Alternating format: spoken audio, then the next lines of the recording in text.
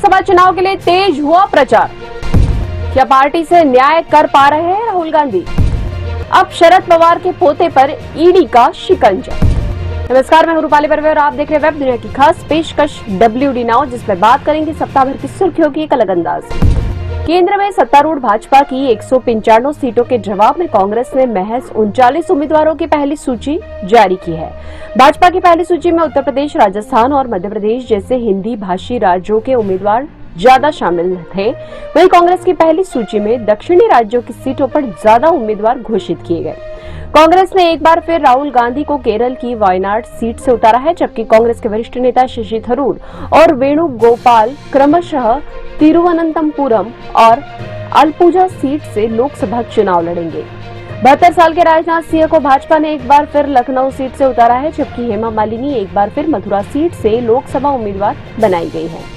लोकसभा चुनाव के आगाज के साथ ही प्रधानमंत्री नरेंद्र मोदी लगातार विपक्ष और खासकर कांग्रेस को लगातार निशाना बना रहे हैं। उन्होंने एक सभा में कहा कि आगामी लोकसभा चुनाव में सफाई होने जा रही है।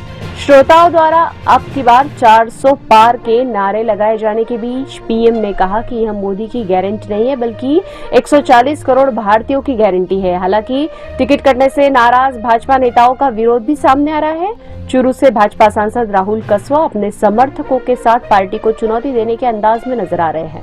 उन्होंने लोकसभा चुनाव लड़ने के संकेत भी दिए हैं। माना जा रहा है कि कांग्रेस भी राहुल को टिकट दे सकती है।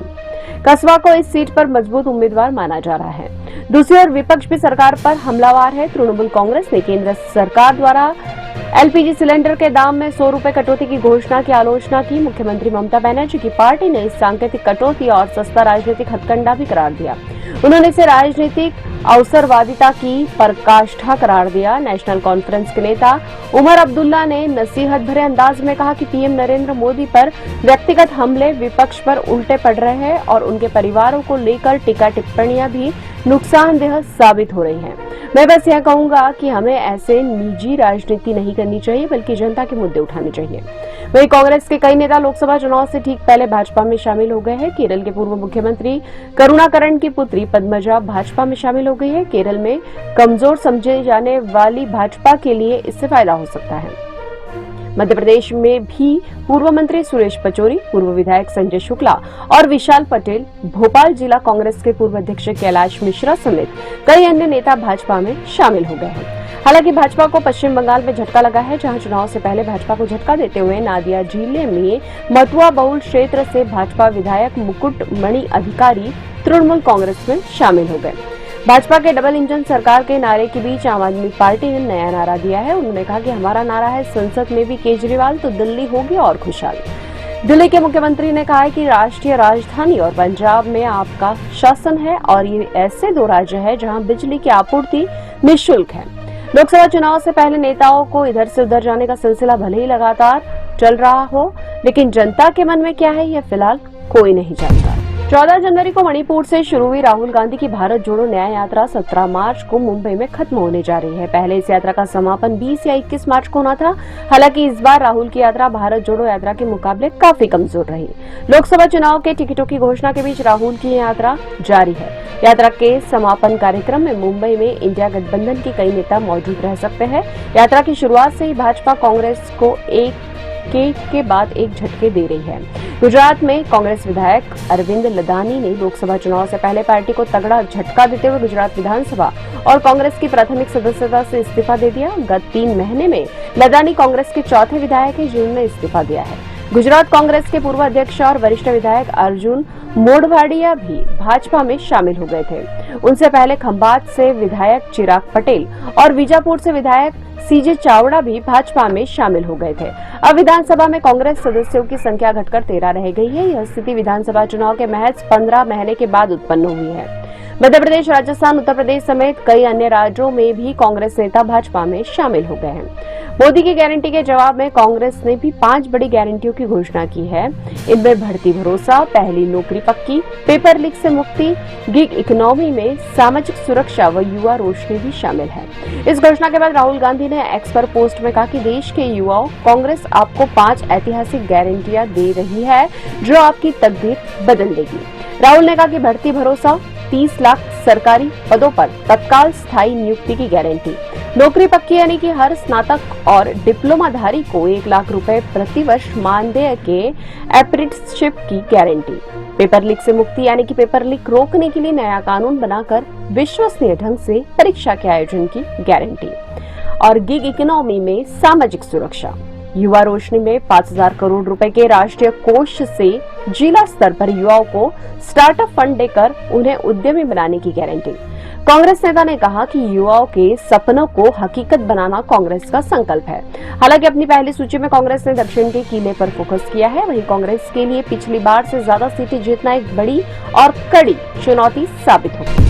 लोकसभा चुनाव से पहले ईडी पूरी तरह एक्शन में नजर आ रहा है। एक कर विपक्षी नेताओं के ठिकानों पर छापे कार्रवाई की जा रही है। ताजा मामले में शरद पवार के पोते और एनसीपी यानी कि शरद चंद्र पवार के विधायक रोहित पवार के ठिकानों पर ईडी ने छापे की कार्रवाई की। रोहित की बारामती एग्रो कंपनी द्वारा खरीदी गई कन्नड़ सहकारी चीनी फैक्ट्री को ईडी ने जब्त कर लिया। ईडी ने यह कार्रवाई शिखर बैंक घोटाला मामले में की है। मुंबई पुलिस ने शिखर बैंक घोटाला मामले में केस दर्ज किया था।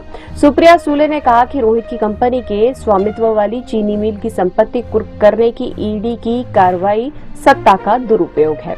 सुले ने दावा किया कि महाराष्ट्र सरकार की आर्थिक अपराध शाखा द्वारा दर्ज मूल मामले में रोहित का नाम नहीं था।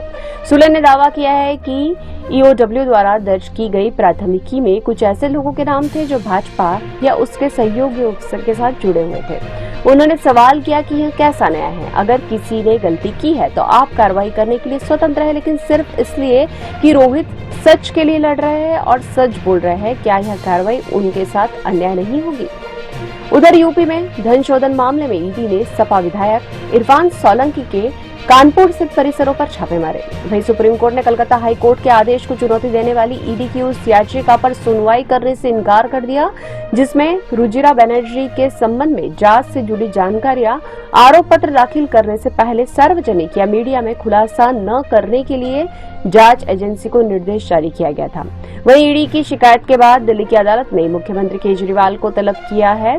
इसके जवाब में केजरीवाल ने केंद्र सरकार पर निशाना साधते हुए कहा कि यदि मैं भाजपा में शामिल हो जाऊं तो मुझे ईडी के नोटिस मिलना बंद हो जाएंगे। दूसरी ओर ईडी ने महाविद्यालय की निधि की हेराफेरी के मामले में ओडिशा में बीजेपी विधायक प्रफुल्ल सामल के बेटे प्रयास कांति से 18 घंटे पूछताछ की। माना जा रहा है कि लोकसभा चुनाव के मद्देनजर ईडी के छापों का दौर जारी रह सकता है। अब खबरें संक्षेप में। बीजेपी के साथ बातचीत अटकने के बाद भाजपा ने ओडिशा में अकेले लोकसभा चुनाव लड़ने का संकेत दिया। हिमाचल में फिर बड़ी राजनीतिक हलचल, 11 विधायक उत्तराखंड पहुंचे। भोपाल के वल्लभ भवन में लगी भीषण आग, महत्वपूर्ण दस्तावेज चले। भारत ने मैचों की टेस्ट सीरीज में भारत 4-1 से जीती। आखिर टेस्ट में इंग्लैंड को पारी और 64 रनों से हराया। दुनिया की खास पेशकश WD नाउ अगले सप्ताह की सुर्खियों के साथ फिर हाजिर होंगे। नमस्कार।